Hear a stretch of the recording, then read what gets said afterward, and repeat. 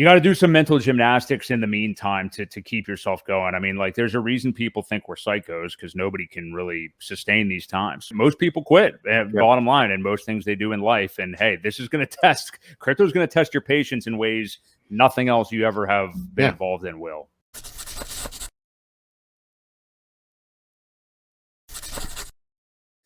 And then looking at this Pulse ecosystem, yeah, we're having some dips right now. Both hexes are taking a bit of a beating at the moment. Pulse that would be 54-ish% down off of the SAC rate. Still up off its low, but it's starting to trend down here again, down about 7% in the last day. Pulse X is 86% down from SAC rate, down 8.5% in the last day.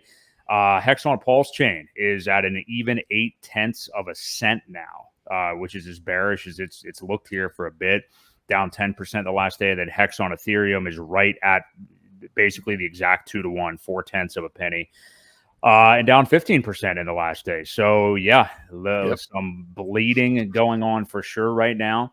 And, you can point to a lot of reasons why and give a lot of narratives and stuff like that. But the bottom line is the chart's the chart, and you just kind of have to look at it. So before we get into our topics, just looking at the overall price stuff here, Ewok, what do you think about, if you want to touch briefly on the greater overall crypto market, but with this ecosystem,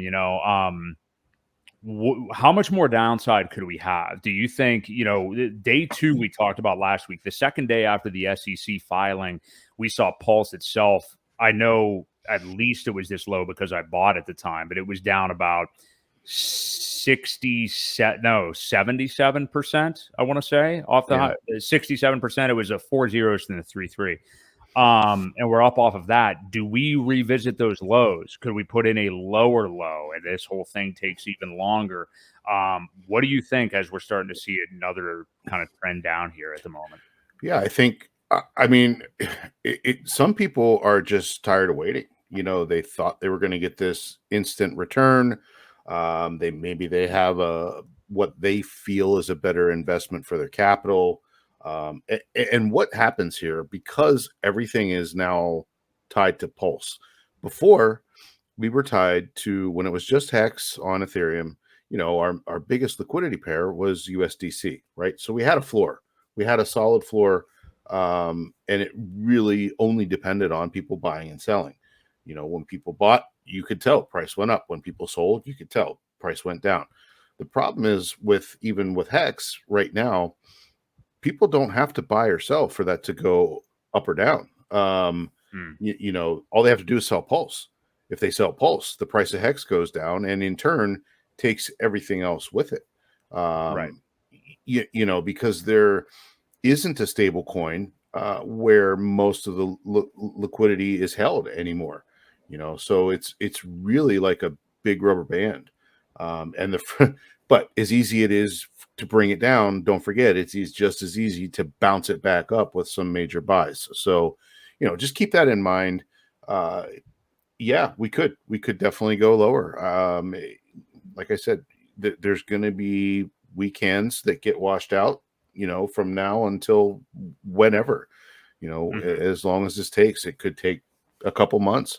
We've said till later in the year. I know we're approaching that September, October area-ish, where I think we had said before, maybe we get some relief then. It's going to be choppy until then. It really, just like I said, it depends on how many weekends there are still to wash out. And honestly, it's better to get them out now, I think. I would rather see these people sell at these prices than when it gets up really high. Let's wash them out now. Let's start on a ground floor and go from there. It will be much solid moving forward if we get some of these weekends out. That's just my thoughts. I do agree with that, and you just wonder how long it is going to take. But I want to shout out to, I sent it to you. I thought it was so good. But Ben Cage earlier today, Kayge, had a great stream today. Just these times, I think we all kind of underrate how good it is to just have a nice kind of resetting of expectations type stream like he did earlier today. just talking about mindset right now with everything going on. And it's like, if you truly do believe in this ecosystem and it's something that you a few months ago thought was going to do very well in this bull market, and even more important, not just that you thought was going to do really well, but that you trusted more than anything else. I think that's really the major key with a lot of us in this ecosystem. I trust this infinitely more than almost anything else in crypto. That's really the big thing. Especially, we've seen so many landmines over the last 18 months.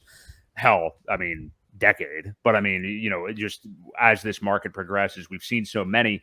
And I think that's the big thing, is people just trust this. And you have to just remind yourself of that conviction. And it can be very easy to get fudded out. Ben was talking about, it's hard on Twitter because maybe you'll just get on there to browse for a moment, and you're going to have all that stuff infiltrate your feed inevitably. You can mute people if you don't want to see it. But, I know it's not easy to resist checking the charts and stuff like that. It isn't. Something that helps me is I like to just see the view of like the percentage of my portfolio. I just like to see like the pie chart and just see the percentages and forget about the balance or anything like that to remind yourself how down you are. But the percentages can kind of keep you in line. Like, okay, my plan is still in place here, even if it's not, at the volume I want it to be at or the price I want it to be at. So that always helps calm me down a little bit. But I think it's important to keep your head on a swivel during these times, because you can really get fudded out by a lot of these people. Well, I think another important thing is DCA. If you've got dry powder left at this point, I know a lot of people have exhausted most of it, but even 50 or $100 at a time can get you some pretty sweet deals. Staying true, if you believe in the system, now is definitely the time to continue your DCA, because once it takes off, people love those green candles and they will be buying then instead of now. And just the the returns on the possibility of what can happen at that point. It's just, get that average buy-in cost down. Like I said, I know we are down from sacrifice values, but the opportunity that we're given here is going to be a once in a lifetime thing. Yeah. I think people should try to remember that, and just remember that, like, as demoralizing as it can be right now, this will not last forever. And, before, like you said, before you know it, it could turn around. So I've been heeding that and DCAing where I can. And, it's another thing to remember too. You can always mine, stake, whatever you want to call it, hex too. I mean, even if we've had a lot of discussions on here about like the 5-5-5-5 scenarios, and everybody feels different about how long they stake and things like that. But if you're not somebody that's into wanting to use the protocol in that fashion, you don't have to.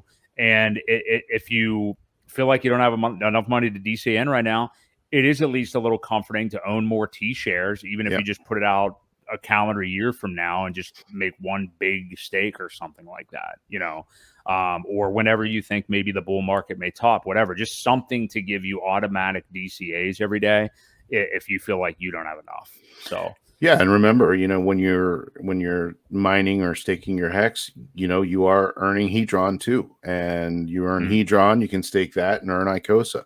So there's plenty of little things that you can be doing just to earn more of everything. We saw some interesting news coming out with the Hedron stuff too. So we're gonna get to that. Yeah, but it's just, there's always things to do to occupy yourself, rather than just sitting there staring at the charts and doom and gloom. Take advantage of what you can, and even at the things that don't cost you anything. That's more important.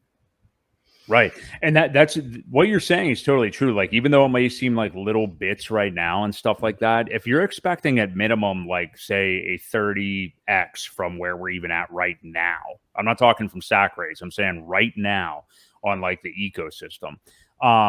If you've got like a few grand and Hedron and ICOSA just kind of working for you, that is going to be like, could be well, if your hypothesis is at least like a 30x from here, you're looking at easily six figures whenever things pick back up. So Yeah. you just have to remember like how impactful that can be down the road, even if it doesn't seem like it right now.